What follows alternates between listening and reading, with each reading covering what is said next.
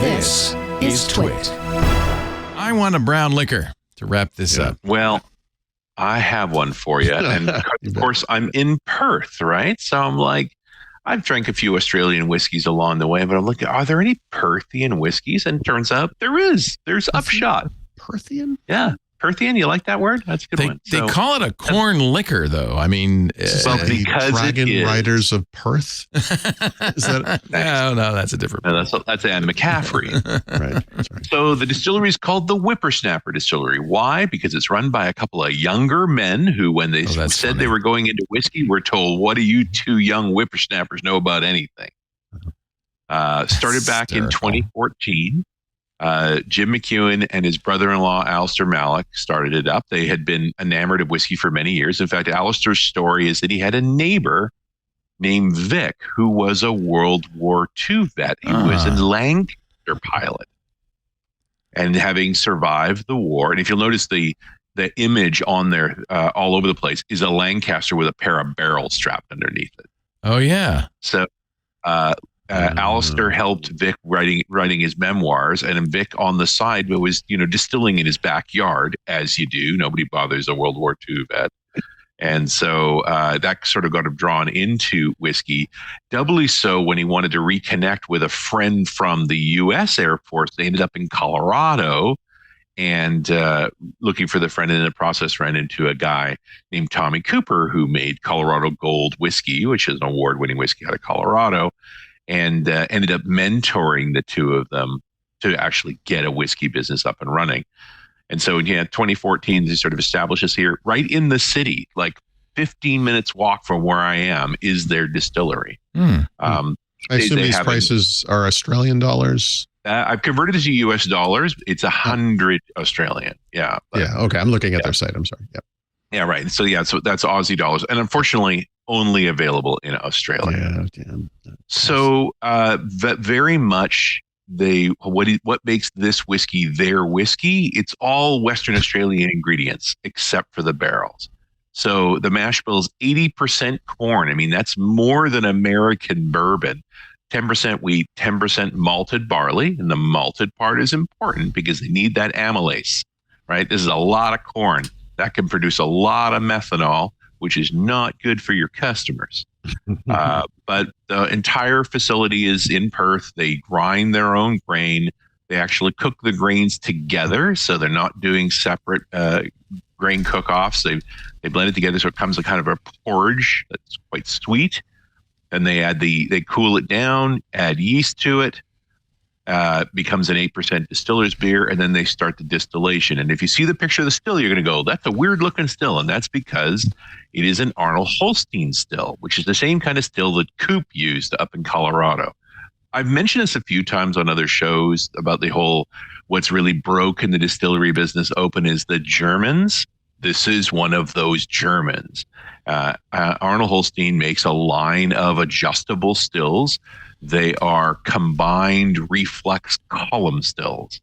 So again, if you see the pictures there, you'll see there's sort of a pot still looking thing, which is really just the cooker. It has a stirrer and a heater in it, and then it feeds into a series of column plates. There's lots of eyeglasses that represent the different plate locations with some coolers.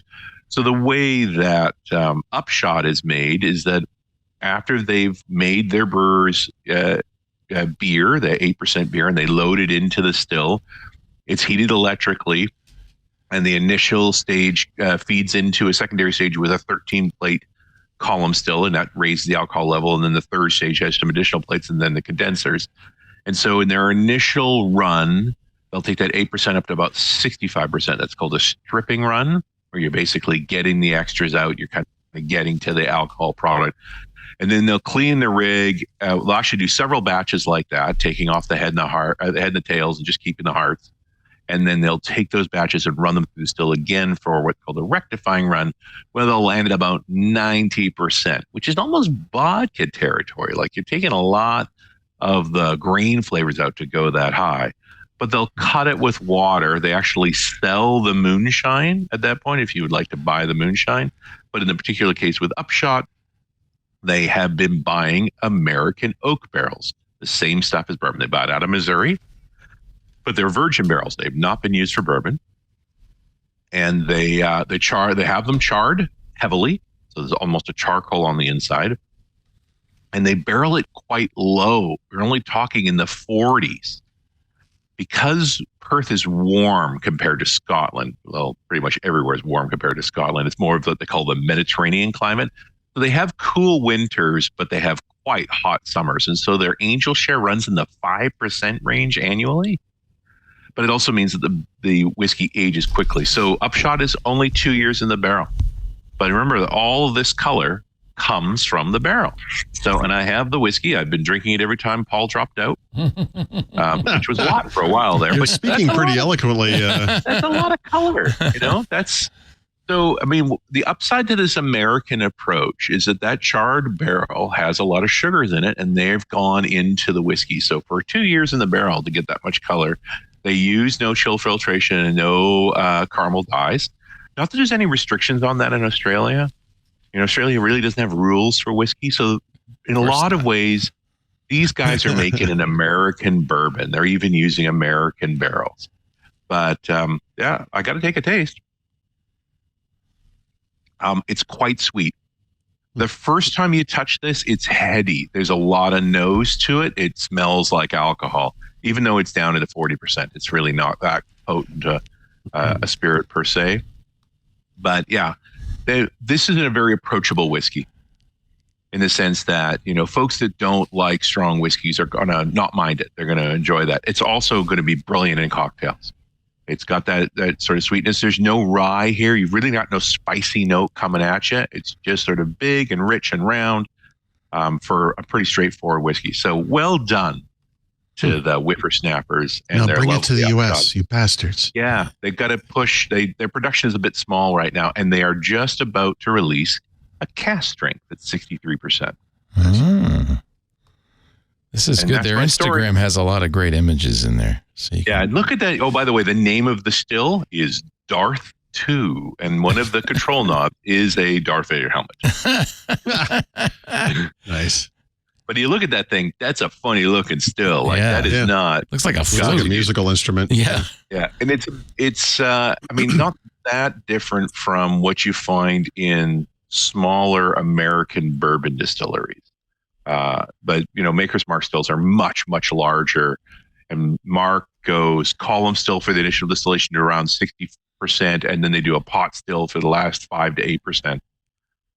They do tours. I haven't had a chance to take one. I tried to get one before we would do the show, but they were booked up. So things are busy over at the Whipper Snapper Distillery. You got an assignment, though. Get on over there if you can. Yeah, I might just have to wander by for a while. And, could look at that. I assume they're closed now. It is 4:30 in the morning. So, yeah. We better let Australia, though. 5 a.m. We better let you go, Richard. I am so grateful that you stayed up all night. Just to do I this did not show. stay up all night. I went to bed early. I had a good sleep. I got up to do this. Okay. Thank you, Richard. Now I've had a few whiskeys. I could probably snooze for a couple hours.